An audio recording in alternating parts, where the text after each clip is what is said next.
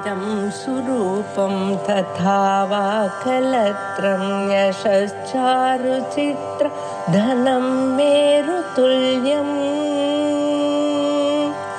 मनश्चेन लग्नं गुरोरङ्घ्रिपद्मे ततः किं ततः किं ततः किं ततः किम्.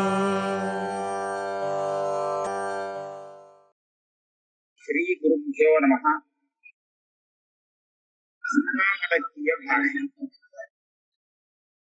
முதல் ஸ்லோகம்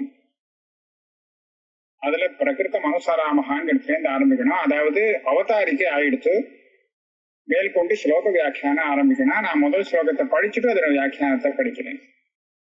நிமித்தம் மனச்சக்ஷுராதி பிரவருத்தவு நிரஸ்தாகிலோபாதிர் ஆகாச கல்பஹா ரவிர் லோகச்சேஷ்டா நிமித்தம் யதா யஹ ச நித்யோபலப்தி ஸ்வரூபோகம் ஆத்மா. பிரகிருத்தம் அனுசராமஹ அவதாரிக்கையை சொல்லிட்டு அதுக்கு மேல கிரந்தத்துல ஆரம்பத்துல மங்களாச்சரணம் பண்ணுமே அது பண்ணலையே அப்படின்னு கேட்டுண்டு அதெல்லாம் இருக்கு. மங்களாச்சரணங்கள்லாம் மானசமா பண்ணியாச்சு. ஆகையாலே இங்க ஒன்னும் குறை கிடையாது அப்படின்னு சொல்லி முடிச்சிருக்கார். இன்னைக்கு மேல இந்த ஸ்லோகத்துக்கு வியாக்கியானம் பண்ணணும். மனஷ்ச சக்ஷுஷ்ச மனச்சக்ஷுஷி மனச்சக்ஷுராதி பிரவருத்தவு நிமித்தம். மனச்சக்ஷுராதி பிரவருத்தவு நிமித்தம் இடத்துல மனஹா சக்ஷுஷ்ச மனஷ்ச சக்ஷுஷ்ச மனச்சக்ஷுஷி முதல்ல துவந்த சமாசம். தே ஆதிர் ஏஷாம் தானி மனச்சக்ஷுராதி. சாதாரணமா இந்த இடத்துல தே ஆதி யோஜனம் இருக்கிறதுனால ஆதி ஏஷாம் தானி மனச்சக்ஷுராதீனி இப்படி சொல்லலாம். வேற இன்னொரு புஸ்தகத்துல பார்க்கணும் அப்படிதான் இருக்காங்கிறத பாடம் அப்படி இருக்காங்கிறதையும் பார்க்கணும். இப்படி சொல்லும் போது என்ன ஆகும்னா துவந்த்வாந்தே ஸ்ரூயமானம் பதம் பிரத்யேகம் அபிசம்பத்தியதே அப்படின்னு ஒரு நியாயம். ஒரு துவந்த சமாசத்துக்கு மேல நீங்க ஒரு சப்தத்தை போட்டு அதுக்கு அன்வயம் சொன்னேளானால் துவந்துவத்துல கடகமாக இருக்கக்கூடிய ஒவ்வொரு பதார்த்தத்தோடும் அதுக்கு சம்பந்தம் வரும். இந்த இடத்துல மனச்சக்ஷுஷி அப்படின்னு துவந்த சமாசத்துக்கு அப்புறம் அதுக்கு மேல இந்த ஆதிசப்த பிரயோகம் இருக்கிறதுனாலே இது பிரத்யேகம் இதுக்கு சம்பந்தம் வரும். அப்படின்னா என்ன, மன ஆதி சக்ஷுராதி அப்படின்னு ரெண்டுலையும் இந்த ஆதிசப்தத்தை சேர்த்துக்கணுமா. இதைத்தான் இங்க சொல்றார். ஏ ஆதி ஏஷான் தானி மனச்சக்ஷுராதீனி ஆதிசப்தா பிரத்யேகம் அபிசம்பத்தியதே ததச்ச அயமர்த்தோ பவதி. என்ன அர்த்தம் கிடைக்கிறது? மன ஆதீனாம் இப்போ மனச்சக்ஷுராதி பிரவருத்தவுன்னு இருக்கு இல்லையா, அப்ப மனச்சக்ஷுராதீனாம் பிரவருத்தி அப்படின்னு அதுக்கு மேல ஷஷ்டி சமாசம். அதுல மன ஆதீனாம் பிரவருத்தி சக்ஷுராதீனாம் பிரவருத்தி அப்படின்னு ரெண்டு அர்த்தம். ரெண்டு இடத்துலயும் இந்த ஆதிசப்தங்கிறது சம்பந்தப்படுறது. மன ஆதீனா என்ன எடுத்துக்கணும்? மனோஹங்கார புத்தி சித்தானாம் சதுர்ணாம் அந்த கரணானாம். மனசு, அகங்காரம், புத்தி, சித்தம் அப்படின்னு 4 விதமான அந்த கரணங்களுக்கு தன் தன் வேலைகளை ஒவ்வொன்றும் தனித்தனியா வேலை செய்யறது இல்லையோ அந்த வேலையில பிரவருத்தி வரத்துக்கு காரணம். அதே மாதிரி ததா சக்ஷுராதீனாம் சக்ஷுஸ்த்வக் ஸ்ரோத்ர ஜிஹ்வா கிராணானாம் பஞ்ச புத்தீந்திரியாணாம் ஏவம் வாக் பாணி பாத பாயூபஸ்தானாம் பஞ்ச கர்மேந்திரியாணாம் பிரவருத்தௌ ஸ்வஸ்வ வியாபாரே நிமித்தம் ஹேது. சக்ஷுராதிங்க இடத்துல இன்னும் கொஞ்சம் ஜாஸ்தி எடுத்துக்க வேண்டியிருக்கு. அதாவது ஞானேந்திரியம் 5, சக்ஷு, துவக்கு, ஸ்ரோத்ரம், ஜிஹ்வா, கிராணம் இந்த 5யும், அதே மாதிரி கர்மேந்திரியம்னு சொல்லக்கூடிய வாக்கு, பாணி, பாத, பாயு, உபஸ்தம் இந்த 5ம் இது எல்லாம் பிரவருத்தினா தன் தன் வேலை செய்யறதே. ஸ்வஸ்வ வியாபாரே வியாபாரம் பண்றதே, வியாபாரம்னா வேலை செய்யறது. அந்த வேலை செய்வதற்கு நிமித்தம் ஹேதுவானது. நிமித்தம் ஹேது யஹா நிமித்தம் மனச்சக்ஷுராதி பிரவருத்தம் இதாயிடுச்சு. இதுதான் இந்த மாதிரி எதை நாம் வர்ணிக்கிறேனோ ச நித்யோபலப்தி ஸ்வரூபோகம் சஹா அகம் ஆத்மா, அதுதான் நான், அந்த ஆத்மா தான் நான். இது சம்பந்தம் சோகமாத்மே சம்பந்தம். இந்த ஆத்மாவுடைய உண்மையான ஸ்வரூபம் எப்படி? மனசு சக்ஷுராதிகள்லாம் இந்த ஆத்மா இருந்தாதான் தம் வேலை செய்யுங்கிறதுனாலே அதுகள்லாம் வேலை செய்யறதுக்கு இது ஒரு நிமித்த காரணம் ஆயிடுறது அப்படிங்கிறது தெரிஞ்சது. ஆனா அதனுடைய ஸ்வரூபம் என்ன அப்படின்னு கேட்டா நித்தியோபலப்தி ஸ்வரூபா ச கீதிருஷா இது ஆகாங்காயாமாக நித்தியோபலப்தி ரீதின்னு போட்டிருக்கு. இது வாஸ்தவமா தப்பு, இப்படி இருக்கக்கூடாது. நித்தியோபலப்தி இருக்கலாம், இல்ல நித்தியோபலப்தி ஸ்வரூபா இது அப்படின்னு பிரசீக தாரணம் இருக்கலாம். நித்யாச்சாசௌ உபலப்திச்சேதி நித்தியோபலப்தி. இதுக்கு சமாசம் எப்படின்னு சொல்றார்? நித்தியமான உபலப்தி. அதாவது நித்தியமான உபலப்தி. உபலப்தினா என்னது? ஞானம். நமக்கு வரக்கூடிய ஞானங்கள்லாம் ஒரு பிரமாணத்தால் உண்டாகிறது. அதனால அது உற்பத்தி ஆகக்கூடிய ஞானம், அது நித்தியம் கிடையாது. ஆனா இப்ப சொல்லக்கூடிய ஞானம் இருக்கே, இதுக்கு உற்பத்தி இல்லை, இது நித்தியமான ஞானம். இந்த ஞானத்துக்கு தான் சைதன்யம்னு பேரு. அதான் நித்தியோபலப்தி. சா ஸ்வரூபம் யஸ்ய சஹா ததோக்தஹ. இந்த நித்தியோபலப்தியை ஸ்வரூபமாக கொண்டது எதுவோ அப்பேற்பட்ட ஆத்மா நான். அதாவது என்னுடைய ஸ்வரூபம் சுத்த சைத்தன்ய ஸ்வரூபம் அப்படின்னு இங்க அந்த உபதேசத்தினாலே ஞானம் வந்த சிஷ்யன் தன்னுடைய அனுபவத்தை பிரகாசப்படுத்துறான். சா ஸ்வரூபம் எஸ்ய சஹா ததோக்தஹான்னு ஆச்சு. இப்ப இந்த ஸ்லோகத்துல ரெண்டு பாகத்தை, ரெண்டு பாதங்களை பார்த்துட்டோம். நிமித்தம் மனச்சக்ஷுராதி பிரவருத்தௌ முதல் பாதம், ச நித்தியோபலப்தி ஸ்வரூபோகம் ஆத்மா, இது கடைசி பாதம். நடுப்புல ரெண்டு பாதங்கள் பாக்கி இருக்கு. நிரஸ்தாகிலோபாதிர் ஆகாசகல்பா ரவிர்லோக சேஷ்டா நிமித்தம் யதா யஹா. இதுல ரவிர் மூணாவது பாதத்துக்கு முதல்ல வியாக்கியானம் பண்றார். ஏன்னா நிரஸ்தாகிலோபாதிர் ஆகாசகல்பகாங்கிறது நாலாவதா நமக்கு தேவைப்படுறது. ஆத்மாவுடைய உண்மையான ஸ்வரூபத்தை சொல்றதுக்கு வருது, உபாதி ரஹிதமான ஸ்வரூபத்தை அப்படிங்கிறதுனால அதை அப்புறமா வச்சுட்டார். மூணாவது பாதத்தை முன்னாடி வியாக்கியானம் பண்றார். இப்ப சொன்னாரோ இல்லையோ, இந்த ஆத்மஸ்வரூபமானது மனச்சக்ஷுராதி பிரவருத்தவும் நிமித்தம் அப்படின்னா அதுகள்லாம் வேலை செய்யும்படியா அதை தூண்டி விட்டு வேலை செய்ய வைக்கிறது அப்படின்னு அர்த்தமாகும். ஆனா இது என்ன பண்றது? அதுக்காக இப்ப நம்மளை போல நாம யாரையாவது ஒருத்தனை ஏதாவது ஒரு காரியத்தை அவனை விட்டு செய்ய வைக்கணும் அப்படின்னு சொன்னால் அவன் செய்யற பரியந்தம் பின்னாடி நிற்க வேண்டியிருக்கு. பின்னாடி நின்று இதை செய் அதை செய்யு சொல்லிட்டே இருக்க முடியா இருக்கு. அந்த மாதிரி இந்த ஆத்மஸ்வரூபம் ஏதாவது பண்ணி நிரந்தரமா அதை பிரேரணை பண்ணி இதெல்லாம் தன் வேலை செய்யும்படியா செய்யறதா அப்படின்னு கேட்டா இல்ல, அந்த மாதிரி இல்லை. இது வேற மாதிரியான நிமித்தம். அதுக்கு திருஷ்டாந்தம் கொடுக்கிறார். ரவிர் லோக சேஷ்டா நிமித்தம் யதா. ரவிஹி ஆதித்யா, அதாவது சூரியன். யதா ஏன பிரகாரேன, எந்த விதமாக சூரியன் லோகச்சேஷ்டா நிமித்தம் ஜனங்கள் பிராணிகள் தன் வேலையில பிரவர்த்திக்கிறதுக்கு சூரியன் எந்த விதமாக நிமித்தமாகிறானோ அதை போல அப்படிங்கிறார். ரவிஹி ஆதித்யா யதா ஏன பிரகாரேண பிரகாசகத்வேன லோகானாம் சேஷ்டாயாம் ஸ்பந்தனே நிமித்தம் ஹேது ததைவ. அப்படின்னா என்னாச்சு? இருட்டில இதுகள்னால வேலை செய்ய முடியாது, கண் தெரியாததுனாலே. வெளிச்சம் இருந்தா தான் வேலை செய்ய முடியும். அதனால அந்த வெளிச்சத்தை கொடுத்து அந்த சூரிய பகவான் மற்ற பிராணிகள் தன் வேலையில பிரவர்த்திக்கிறதுக்கு நிமித்தமாக வேற ஒண்ணும் பண்றதில்லை. நீ இதை செய்ய அதை செய்ய அப்படின்னு சொல்லி ஒருத்தருட்டியா பிரவர்த்தனம் பண்றது இல்லை. அவர் என்ன பண்றாருன்னா பிரகாசகத்வேனா, இவா பிரவர்த்திக்கிறதுக்கு எந்த ஒரு பிரகாசம் தேவைப்படுறதோ அந்த பிரகாசத்தை கொடுத்துடுறார். பிரகாசம் கொடுத்தாச்சுன்னா இவா தன் வேலையை பார்த்துக்கிறார். ஆக இந்த பிராணிகள் தன் வேலையை பார்த்துக்கிறதுக்கு தேவையான பிரகாசத்தை கொடுத்து பிரவருத்தி ஹேத்துவாக ஆகிறார் ஆதித்யன், சூரியன். வேற ஒண்ணும் பண்றதில்லை. அதே மாதிரி இந்த ஆத்மஸ்வரூபம் இருக்கு, இதுவும் இந்த மனச்சக்ஷுராதிகள்லாம் தன் வேலையை செய்வதற்கு ஒரு ஹேத்துவாக இருக்கு. என்ன பண்றதுன்னு கேட்டா ஒண்ணும் பண்ணல.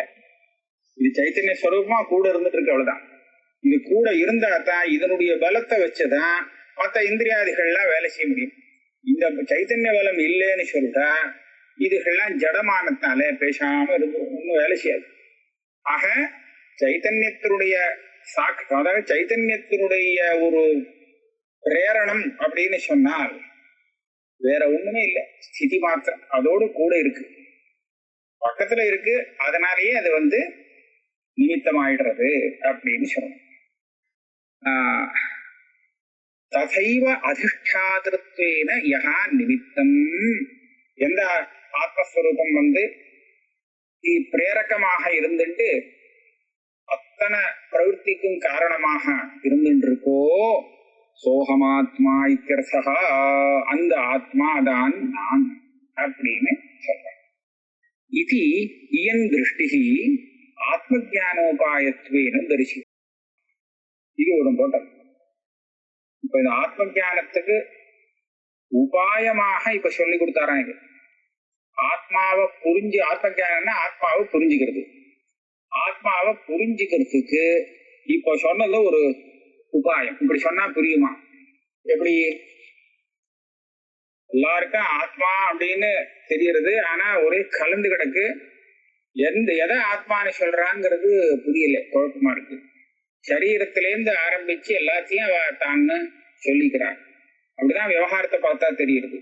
அப்ப அதுல விவேகம் பண்ணி கடைசியில இதுதான் ஆத்மான்னு ஒரு சித்தாந்தத்தை தெரிவிக்கணும்.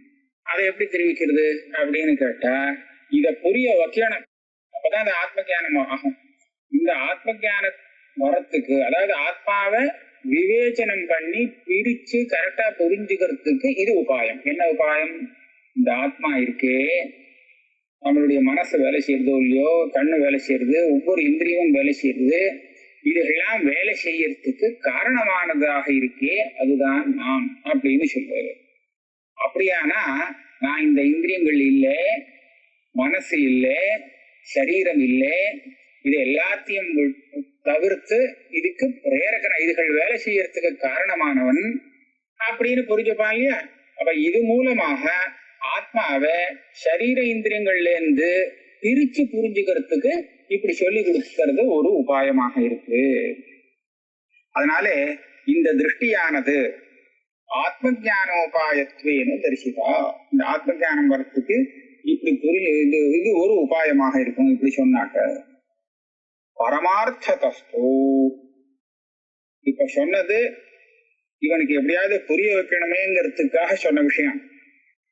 இப்ப புரிய வைக்கிறதுக்காக எந்த விஷயத்த நாம சொல்றோமோ அந்த விஷயம் பரமார்த்தமா இருக்கணுங்கிறது அவசியமே கிடையாது. ஏதாவது ஒரு அபரமார்த்தத்தை வச்சுட்டு புரிய வச்சுடலாம், விஷயத்தை புரிய வைக்க முடியும். ஆக புரிய வைக்கிறதுக்காக சொன்ன விஷயம் பரமார்த்தமா இருக்கணுங்கிறது அவசியம் இல்லை. அதனாலதான் இந்த ஆத்மஸ்வரூபம் பரமார்த்தமா இருக்கே, அதை புரிய வைக்கிறதுக்கு சொன்ன இந்த விஷயம், அது அந்த ஆத்மஸ்வரூபம் இந்த மன ஆதி பிரவൃத்திக்கு ஹேதுவாக இருக்கு அப்படின்னு சொன்னது பிரிச்சு புரிஞ்சுக்கிறதுக்கு உபயோகப்பட்டதே தவிர இது கஜ விஷயம் கிடையாது. அப்ப எது நிஜ விஷயம்? பரமார்த்ததஸ்து நிரஸ்தாகிலோபாதி. நான் இந்திரியத்தெல்லாம் ஒன்றும் பிரேரணை பண்ணல, இந்த சரீர பிரவൃத்திக்கு நான் ஹேதுவும் இல்லை. மனசு சக்ஷு இத்தியாதிகள்லாம் தன் வேலையை பார்க்கறதுன்னு கேட்டா நான் ஒண்ணும் பண்ணல, நான் கூட இருந்துட்டு இருக்கேன், அவ்வளவுதான். சைத்தன்யம் ஸ்வபாவஸ்து பிரவர்த்ததே, அதுக்கு வேண்டிய கர்மா அதை பிரவர்த்திக்க வைக்கிறது, அவ்வளவுதானே தவிர நான் கூட இருக்கேனே தவிர எனக்கும் அதுக்கு சம்பந்தம் இல்லை. இது எப்ப வரும்? நிரஸ்தோபாதி. இந்த உபாதி சம்பந்தத்திலேருந்து வெளியில வந்தாச்சுன்னு சொன்னால் நிரஸ்தாக நிராகிருத்தாக அகிலாக நிரவசேஷாக உபாதேகா புத்தியாதி லட்சணாயஸ்ய சததோக்த. எந்த உபாதியோடு சம்பந்தம் இல்லாத ஆத்மஸ்வரூபம் நான் அப்படின்னு புரிஞ்சுக்கணும். இதுதான் புரிய வைக்க வேண்டிய விஷயம். நிரஸ்த அகிலோபாதித்வாதேவ அயம் ஆகாஷ கல்பஹா. ஆகாசத்தை போல, ஆகாசத்தை போலங்கிறதுல இருந்து இப்ப என்ன சொல்லணுங்க? சாதாரணமா ஆகாசத்தை போலன்னு சொல்றச்ச அந்த திருஷ்டாந்தம் எதுக்காக கொடுக்குறோம்னா அசங்கம்னு காண்பிக்கிறதுக்காக கொடுப்பாங்க. யதாகாசஸ்திதோ நித்தியம் வாயு சர்வத்திர கோமஹான் அப்படின்னு ஒரு திருஷ்டாந்தம் கொடுக்கிறது கீதை. அதே மாதிரி ஆகாஷவத் சர்வகதஸ்ட நித்யா அப்படின்னு திருஷ்டாந்தமாக கொடுக்கிறது. இந்த ஆகாசம் ஒட்டுதல் இல்லாத ஒரு வஸ்து. ஆகாசத்திலே ஜலம் பட்டு அது ஈரமாகாது, நெருப்பு விட்டு அது சூடாகாது, காத்து விட்டு அது காயாது, இப்படி எல்லாம் எந்த பூதத்தோட சம்பந்தம் இல்லை. அது பாட்டுக்கு இருக்கு, இருந்துட்டே இருக்கு. ஆனா எதோட ஒட்ட மாட்டேங்குது. இந்த அம்சத்தை வச்சுட்டு ஆகாசவத்துன்னு சொல்றது உண்டு. அதே அம்சத்தை வச்சுட்டு இங்க என்ன சொல்றாருன்னா ஆகாசகல்பகா ஆகாசவத்து விசுத்தகா. அசங்ககால இருந்து விசுத்தான்னு கிடைக்கும். வேற ஏதாவது ஒண்ணு ஒட்டிண்டா தானே, அழுக்கு ஒட்டிண்டா தானே இது அசுத்தமாகும். அசுத்திங்கிறது சுபாவம் இல்லை, இது வேற எதுல இருந்தோ ஒட்டிண்டு வருது. அப்ப வேற எதுவுமே ஒட்டாத ஒரு வஸ்துவில அசுத்தி வர முடியுமோ? ஆகாசத்திலையும் அசுத்தி வர முடியாது, இந்த ஆத்மாவிலையும் வர முடியாது. அதனால ஆகாசவத்து அதனால விசுத்தகா. விசுத்தகான சுத்தி உடையது, அசுத்தி இல்லாதது. இப்பேற்பட்ட நித்தியோபலப்தி ஸ்வரூபம், நித்திய சைத்தன்ய ஸ்வரூபமான ஆத்மாவே ஆத்மாதான் நான் அப்படின்னு முதல் ஸ்லோகம் சொல்லி கொடுக்கும். இதுக்கு மேல இரண்டாவது ஸ்லோகத்துக்கு அவதாரிக்க. முதல் ஸ்லோகத்துல சொன்ன ஒரு விஷயத்துல ஒரு சின்ன கேள்வி கிளப்புறார். அதுக்கு பதிலாக இரண்டாவது ஸ்லோகம் அமையிருக்கு. முதல் ஸ்லோகத்துல என்ன கேள்வி? மனச்சக்ஷுராதி பிரவருத்தோ கிமர்த்தம் அதிஷ்டாதா இஷ்யதே ஸ்வயமேவ கஸ்மான் ந பிரவர்த்தந்தே. இந்த மனசு சக்ஷு இத்தியாதிகள்லாம் தன் வேலையை செய்யறதே, இந்த வேலையை செய்யறதுக்கு இத பிரேரணம் பண்ணணும்னு என்ன அவசியம்? இத பிரவர்த்திக்க வைக்கக்கூடிய ஆத்மஸ்வரூபம் அதுக்கு அது பிரவர்த்திக்கு நிமித்தமாக தேவையா? அதுகெல்லாம் பண்றதுக்கு சக்தி உள்ளதா இருக்குன்னா தானே வேலையை செய்யட்டுமே. அதனாலே ஸ்வயமேவ கஸ்மான் ந பிரவர்த்தந்தே. இந்த மனசு தன் விஷயத்துல அது பாட்டுக்கு சஞ்சாரம் பண்றது, மற்ற இந்திரியங்கள்லாம் தன் வேலையை பண்றது அப்படின்னு சொன்னா அதுகளுக்கு அந்த வேலை செய்யக்கூடிய சக்தி இருக்கு, தானே வேலை செஞ்சுட்டு போறது. இது எதுக்கு ஆத்மாதான் அதை பிரேரணம் பண்றதுன்னு சொல்லணும்னு ஒரு சந்தேகம் வரும். அது மாத்திரம் இல்லை, இன்னொரு சந்தேகமும் வருது. கதஞ்ச நித்தியோபலப்தி ஸ்வரூபத்துவம் அதிஷ்டாத்து விஷயத்தை. நீங்க ஆத்மாவே நித்திய ஜான ஸ்வரூபம்னு சொல்றது, ஆனா எனக்கு தெரிஞ்சு வரக்கூடிய ஞானம் எல்லாமே அனித்தியமா தான் இருக்கு. நிச்சயமான ஒரு ஞானம் அப்படிங்கிறது கேள்விப்படல, லோகத்துல அனுபவத்துல தெரியல. அதே சமயத்துல நித்தியோபலப்தி ஸ்வரூபம், நித்தியோபலப்தி ஏதாவது வேத பிரசித்தமா இருக்கலாம் நிச்சயமான ஞானம், ஆனா நம்ம ஆத்மா அப்படி இருக்குங்கிறது சுத்தமா தெரியலையே. நம்ம ஆத்மஸ்வரூபம் அந்த நித்தியமான நித்திய சைத்தன்ய ஸ்வரூபமாக இருக்கு அப்படிங்கிறத எப்படி நம்புறது அப்படின்னு ஒரு சந்தேகம் வருது. இந்த ரெண்டு சந்தேகத்துக்கும் பதில் சொல்றதுக்காக இரண்டாவது ஸ்லோகம் வருது. யமக்னிஷ்ணவன் நித்தியபோதஸ்வரூபம் மனச்சக்ஷுராதீன் நியபோதாத்மகானி பிரவர்த்தந்த ஆசிரித்ய நிஷ்கம்பமேகம் ச நித்தியோபலப்தி ஸ்வரூபோகமாத்மா. ச நித்தியோபலப்தி ஸ்வரூபோகமாத்மாங்கிறது ஏற்கனவே சொன்னா அதே அர்த்தத்தை வச்சுக்கணும். என் அக்னியுஷ்ணவத்து நித்தியபோதஸ்வரூபம். அக்னி இருக்கோ இல்லையோ அது உஷ்ணமா இருக்கும், ஒரு நாளும் அது சீத்தமா இருக்காது. உஷ்ணம்னா உஷ்ணமாவே தான் இருக்கும் அந்த அக்னி. அந்த அக்னியிலேருந்து உஷ்ணத்தை பிரிக்க முடியுமோ? முடியவே முடியாது. இது அக்னி, இது அதனுடைய ஔஷ்ணியம் அப்படின்னு சொல்லி ரெண்டையும் தனித்தனியா எடுத்து காமிக்க முடியாது.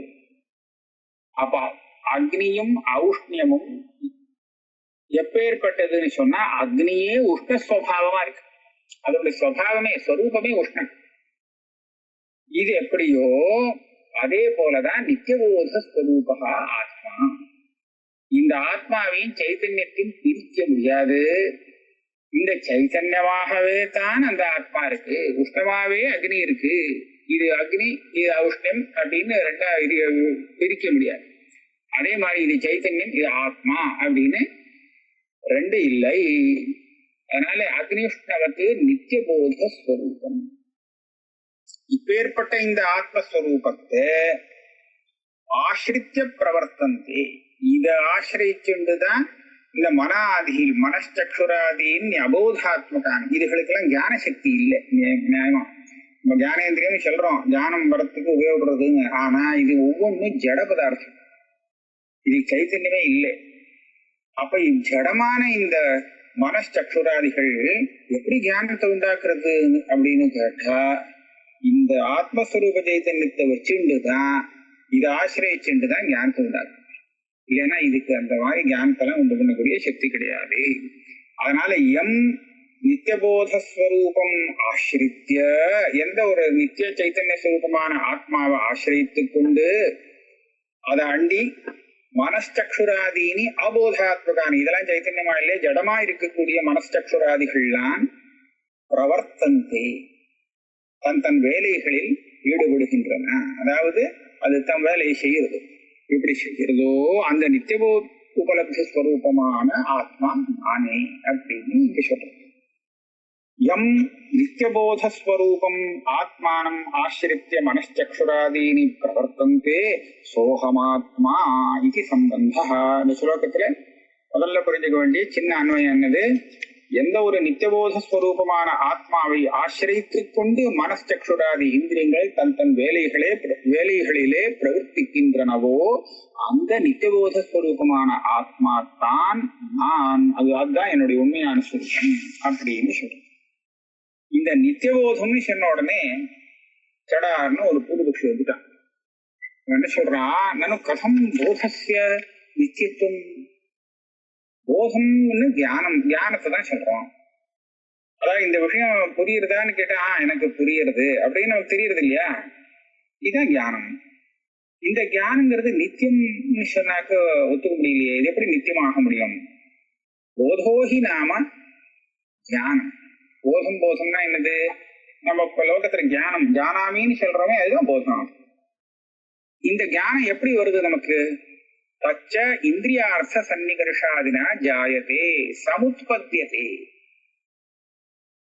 பிரத்யக்ஷமா சில விஷயம் தெரியுது, பிரத்யக்ஷமா தெரியணும்னா இந்திரியார்த்த சன்னிகர்ஷத்தினால உண்டாகக்கூடியது அந்த ஞானம். சில விஷயத்த அனுமானம் பண்ணி தெரிஞ்சுப்போம், அந்த இடத்துல அனுமான பிரமாணம் வேலை செய்யும். இதே மாதிரி சப்தத்தினால கேட்டு தெரிஞ்சுப்போம், அப்ப சப்த பிரமாணம் வேலை செய்யும். இப்படி ஒவ்வொரு பிரமாணங்கள் வேலை செஞ்சு நமக்கு ஒவ்வொரு விதமான பிரத்யக்ஷ ஜானமோ பரோட்ச ஜானமோ அந்த மாதிரி ஜானங்களை உற்பத்தி பண்ணி கொடுக்கிறது இல்லையா. அப்ப உற்பத்தி ஆகிற அந்த ஞானமானது எப்படி நித்தியம்னு சொல்ல முடியும்? நித்தியோபலப்தி ஸ்வரூபகா அப்படின்னு நீங்க பாட்டுக்கு சொல்றீங்களே, ஒரு ஞானம் அப்படி நித்தியமா இருக்கிறதுக்கு இல்லையே. உற்பத்தி ஆனது அப்புறமா நித்தியமா இருந்துட்டு போட்டுமேன்னு கேட்டார், அழிவு இல்லாம அது கிடையாது லோகத்துல. உற்பத்தி ஜானம் ஸ்வகாரியேண சம்ஸ்காரேண விரோதினா ஞானாந்தரேணவா வினஷ்யதி. இது வேற தார்க்கிகால் சொல்லிருக்காரு. ஞானம் உற்பத்தி ஆச்சுன்னா 2 க்ஷணம் ஆனதுக்கு அப்புறம் 3வது க்ஷணத்துல அது விநாசத்தை அடைஞ்சிடும். அதுக்கு மேல நிக்காத ஞானம், வேற ஞானம் தான் வரணும். இந்த ஞானம் வந்த ஞானம் போயிடும். இதே எப்படின்னு கேட்டா இதுக்கு விரோதி 2, ஸ்வகாரியேண சம்ஸ்காரேண விரோதினா. இந்த ஞானம் சம்ஸ்காரத்தை ஏற்படுத்திருப்பதுன்னு சொன்னா அந்த சம்ஸ்காரம் வந்த உடனே அடுத்த க்ஷணத்துல இந்த ஞானம் புரியும். சம்ஸ்காரம் ஜனயித்வா நஷ்யதி. அல்லது இன்னொன்னு என்ன அப்படின்னு கேட்டா ஞானாந்தரேணவா நஷ்யதி. இப்ப இந்த கட ஞானம் வந்தது, இது எவ்வளவு நேரம் இருக்கும்னா அடுத்து வேற இன்னொரு ஞானம் வந்துடும். அது வந்தாச்சுன்னா இது போடும், அது வரைக்கும் இது இருக்காது. ஆக இப்படியாக 2 க்ஷணத்துக்கு மேல எந்த ஞானமும் ஆத்மாவில நிக்காது, வந்துட்டு போடும். இதே தார்க்கிகால சொல்லியிருக்காங்க. அதஹா அப்ப அதை வச்சு நம்ம பார்க்கும்போது உற்பத்தி விநாச தர்மவத்வாத் ந நித்தியம் பவித்தும் அர்ஹதி. ஞானம் நித்தியம் பவித்தும் நார்ஹதி. அதனால ஞானத்துக்கு உற்பத்தி இருக்கு, விநாசம் இருக்கு. 2 க்ஷணம் ஆச்சுன்னா அது விநாசம் ஆயிடும் நிரூபணம் பண்ணியிருக்கா. ஆக உற்பத்தி விநாசங்கள்லாம் இருக்கே, இதை போய் எப்படி நித்தியம்னு சொல்ல முடியும்? நித்தியோபலப்தி, உபலப்தினா ஞானம் தான். ஆனா அந்த உபலப்தி நித்தியம்னு சொல்றது முடியாது. அப்போ கேட்டான் இன்னொரு கேள்வி. இது ஒரு கேள்வி ஆயிடுத்து, ஒரு ஆக்ஷேபம். இன்னொரு ஆக்ஷேபம் என்னன்னா, நாபி போதஸ்வரூபத்துவம் ஆத்மனஹா உபபத்தியதே. ஆத்மாவை நித்திய உபலப்தி ஸ்வரூபா அப்படின்னு நீங்க சொல்றது, அந்த ஞான ஸ்வரூபமாகவே ஆத்மாவை சொல்றது, அதுவும் சரியில்லை. ஏன்னு கேட்டா ஞானம் எப்போ அனித்தியமோ அப்போ அந்த ஞான ஸ்வரூபமாக ஆத்மாவை ஒத்துண்டோமானால் ஆத்மாவுன்னா சேர்ந்து அனித்தியமாயிடும். ஆனா ஆத்மா அனித்தியன்னு வழக்கம் இல்லையே சொல்றது. ஆத்மா நித்தியம்னு தானே சாஸ்திரம் சொல்லி கொடுக்குறது, நித்தியத்துவாத ஆத்மனா. ஆக அது ஞானஸ்வரூபம்னு சொல்ல முடியாது. ஆத்மா நித்தியமாக இருக்கணும், அப்படின்னு சொன்னால் ஆத்மா ஞானஸ்வரூபம் இல்லை அப்படின்னு சொல்லணும். ஏன்? ஞானஸ்வரூபமாக இருந்தால் அது அனித்தியமாகிவிடும். ஏன்? ஞானமே அனித்தியம்தான். ஞானம்னு சொன்னா அது உற்பத்தி விநாசம் கொண்டது. அந்த ஞானஸ்வரூபமாக ஆத்மாவை சொன்னேன்னா அந்த ஆத்மா அழிஞ்சு போகக்கூடியதாக ஆகிவிடும், அனித்தியமாகிவிடும். அதனால அதை சொல்லாதே. ஞானம்னா அழிஞ்சு போட்டோம், ஆனா ஆத்மா அழியக்கூடாது, அது தனியாக இருக்கட்டும் அப்படின்னு பூர்வபக்ஷம். நித்தியத்வாத் ஆத்மனஹ அனித்தியத்வாச்ச போதஸ்ய நஹி நித்யானித்யோர் ஏக ஸ்வபாவத்துவம். நித்தியமும் அனித்தியமும் ரெண்டும் ஒண்ணுதான் அப்படின்னு ஏதாவது சொல்ல முடியுமோ? பரஸ்பரம் இத்தனை விருத்தம். இது நித்தியம், இது அனித்தியம் சொன்னா எது நித்தியமோ அது அனித்தியமாகும், எது அனித்தியமோ அது நித்தியமாகாது. அப்ப இப்படி விரோதம் இருக்கும் காலத்துல இது நித்தியமும் தான் அனித்தியமும் தான் அப்படின்னு எப்படி சொல்ல முடியும்? விரோதா நித்தியானித்தையோர் ஏகஸ்வபாவத்துவம். ஒரே வஸ்துவுடைய ஸ்வபாவமாக நித்தியத்துவம் அனித்தியத்துவம் இரண்டும் இருப்பதாக சொல்வது சரியில்லை, விருத்தமா இருக்கிறதுனால. இதுக்கு பதில் சொல்றார். அத்ரோச்சியதே போதோஹி நாம சைத்தன்யம் அபிப்பிரேதம். அப்பா நீ சொல்ற போதம் வேற, நான் இங்க போதம்னு சொல்லக்கூடிய போதமே வேற. நீ எந்த போதத்துக்கு உற்பத்தி விநாசத்தெல்லாம் பார்க்கறியோ, அதாவது பிரமாணங்கள்னால உண்டாகிறதுன்னு சொல்றியோ, அது விருத்தி ரூபமான தியானம், விருத்தி தியானம்னு சொல்றது. ஆனா நான் சொல்றது ஆத்மஸ்வரூபம்னு சொல்றது அது விருத்தி தியானத்தை இல்ல, நான் சைத்தன்யத்தை சொல்றேன். விருத்திங்கிற அந்த மனப்பரிணாமத்துல சைத்தன்யம் பிரதிபலிக்கிறதுனால அதை நம்ம தியானம்னு சொல்லிட்டு இருக்கோம், அது பிரகாசிக்கிறது. ஆனா எந்த சைத்தன்யம் அதுல பிரதிபலிக்கிறதுன்னு சொல்றோமோ அந்த சைத்தன்யம் அனித்தியம் இல்லை, அது ஆத்ம சைத்தன்யம், அதுதான் ஆத்மஸ்வரூபம். அப்ப ஆத்மஸ்வரூபமா இருக்கக்கூடிய அந்த சைத்தன்யமானது விருத்தியில பிரதிபலனம் ஆகி விருத்தியே நமக்கு தியானம் அப்படின்னு தெரியும்படியா ஆயிடுச்சு. ஆனா உண்மையில விருத்தி தியானம் கிடையாது, அது ஒரு அந்தஸ்கரண ஜடமான அந்தஸ்கரணத்துடைய ஒரு விதமான பரிணாமம் அப்படின்னு இருக்கு. இதை சொல்றதுக்குதான் இங்க வர. போதோஹி நாம சைத்தன்யம் அபிப்பிரேதம் நச்ச ஞானம் சைத்தன்யம்.